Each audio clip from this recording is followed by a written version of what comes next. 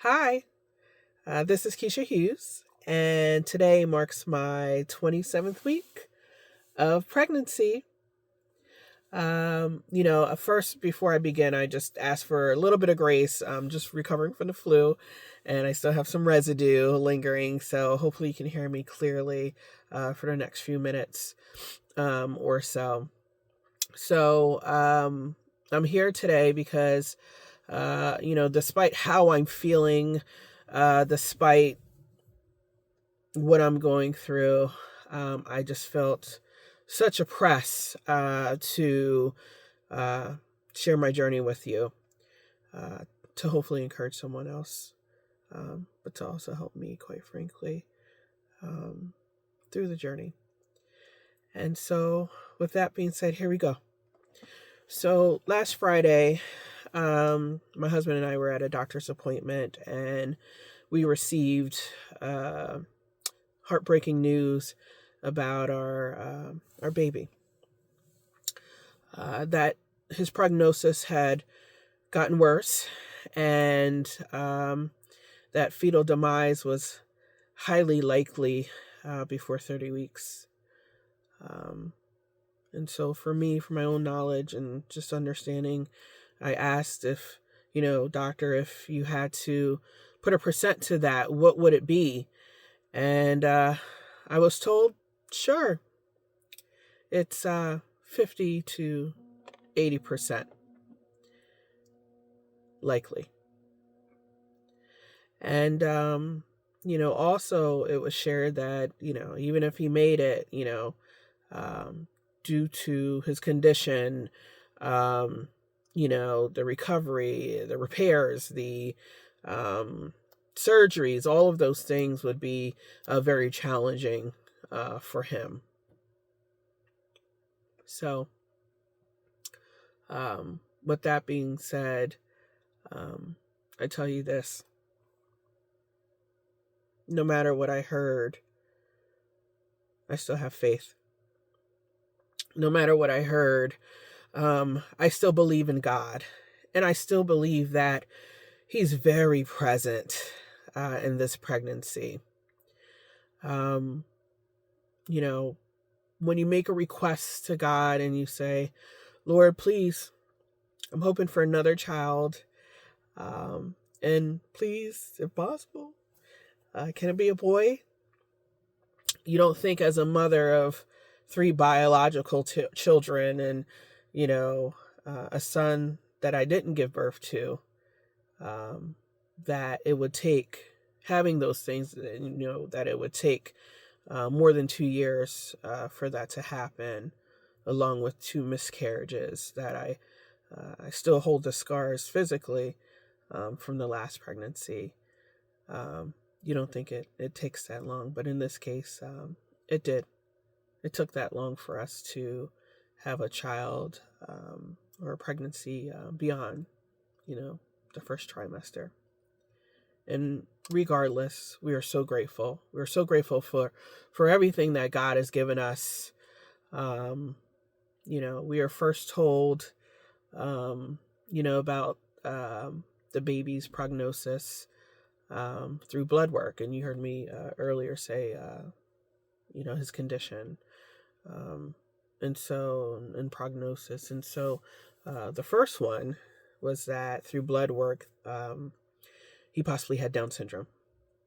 And so through ultrasounds and things of that nature, we then discovered that there's something going on with his heart, and there's something going on with his digestive system. And so, with that being said, reluctantly, because I'm just being transparent with you, reluctantly, I agreed to the amniocentesis to further check.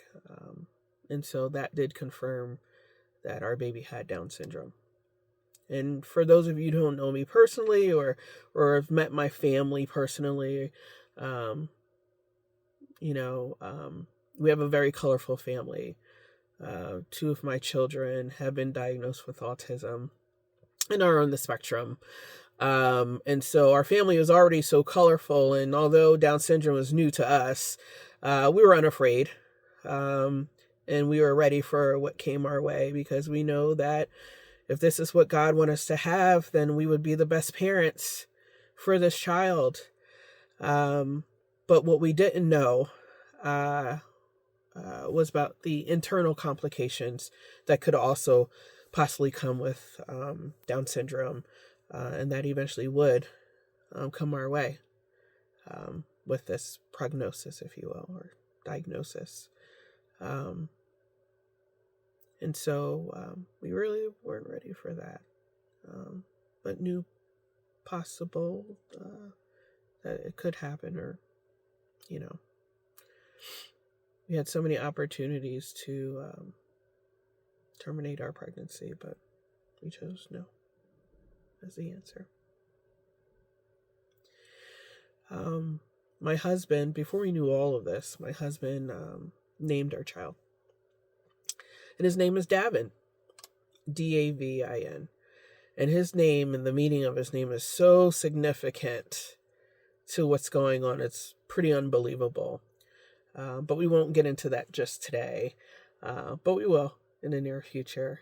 Right now, what I'm asking is that you take this journey with us. This journey of faith, of testament, of adversity, of transparency, and in healing with us. I'm committed to post at least daily.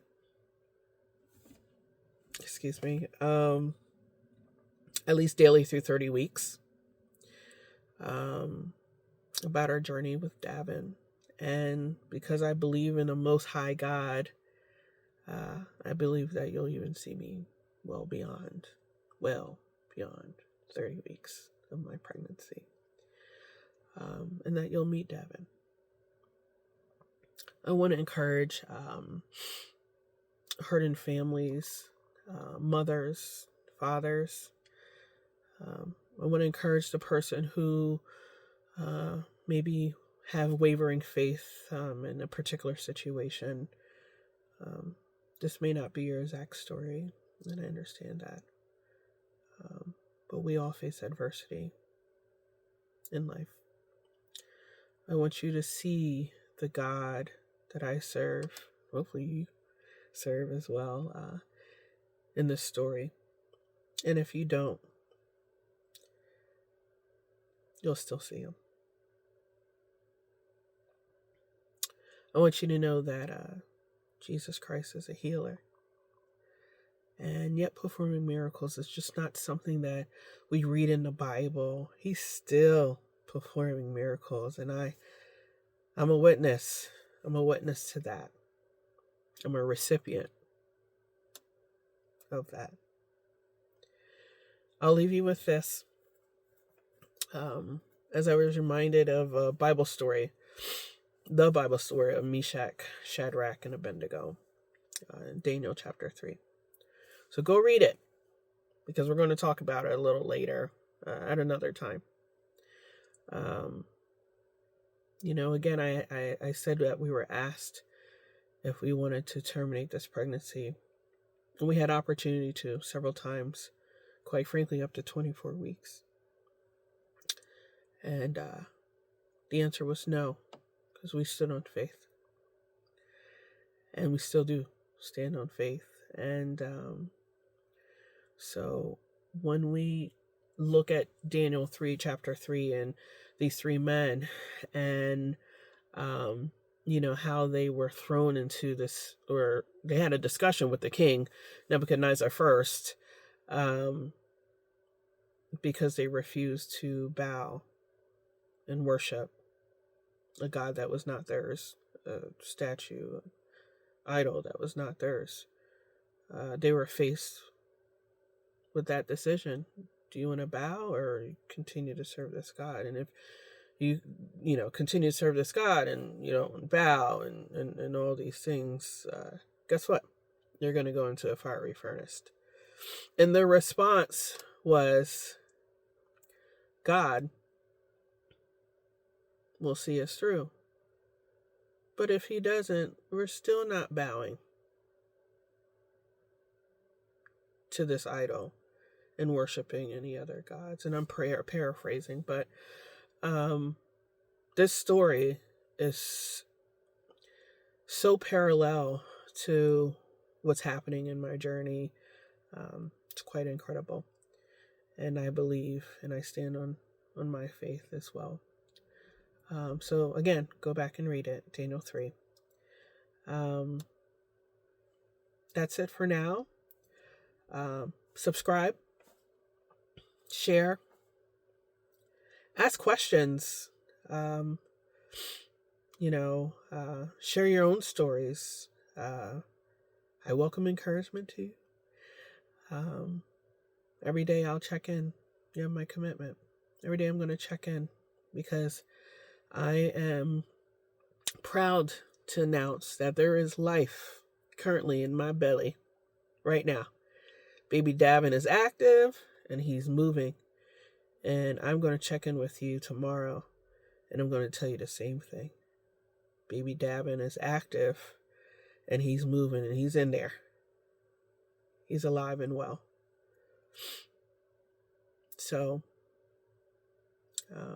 with that being said, I just want to say our medical care team is amazing and has been amazing. Quite frankly, top notch, exceptional. But against all odds, they too are about to see a miracle. So thanks for listening, and I'll see you tomorrow.